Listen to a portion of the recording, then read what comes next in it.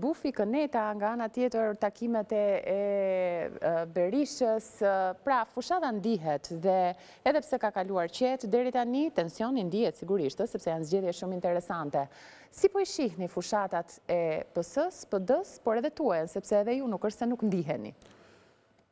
Ne po bëjmë një fushat i desh programi.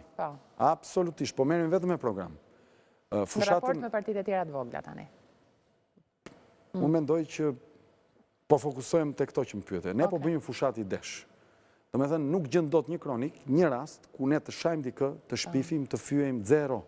Madje ne i porosisim dhe dashamirësit tanë përpara aktivitetit që të mos ikin në këtë drejtim. Pse? Sepse fokusi duhet jetë shpresa, frymëzimi, e ardhmja.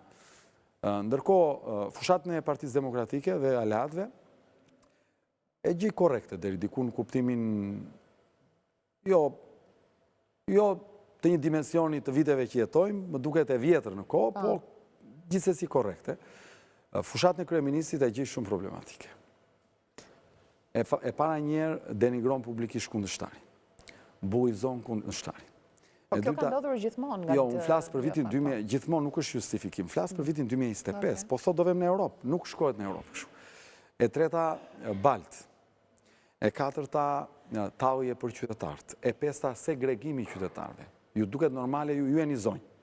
Tani ju duket normale kjo kundër ofensiv, kundër burrave të Shqipërisë, po bën fushat vetëm me gratë.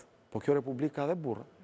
Shërbime spitalore duan dhe burrat. Shkolla më të mira duan dhe burrat. Rrugë më të mira duan dhe burrat. Çfarë do të tregoj ai që mbledh gratë në përpallat e sporti, me detyrim nga administrata, dhe u thotë që gjysma e burrave tuaj janë çyryk. Çfarë do të thotë ai kur përmend fëmijët autik për politikë? Ju pati një ndjesë për këtë. Po ndjesë, po dakord.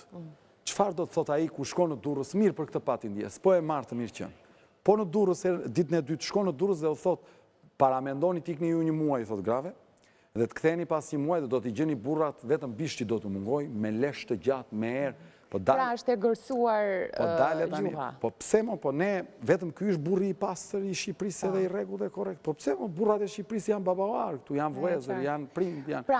Shkojnë në Gjirokastër sot, atje kur kish shkuar, më fal, e dëgjova atje një tallje me popullin, i thosh me qytetarët, i thosh, erdha në vaft dreke dhe u shpëtova një vaft, i thosh. Domethënë, po nuk i shkon një kryeministri kjo, nuk mund të tallesh me qytetarin tënd. Në 2025 nuk shkon, për mendimin tim. Kështu që unë nuk e shoh korrekte, e shoh shumë të gabuar, e shoh shumë shpërfillse. Pra, zoti Lapa, për te këtyre gjuhës bullizuese, me çfarë penalizimi shkon Rama drejt këtyre zgjedhjeve dhe me çfarë penalizimi shkon Berisha drejt këtyre zgjedhjeve? Shiko, unë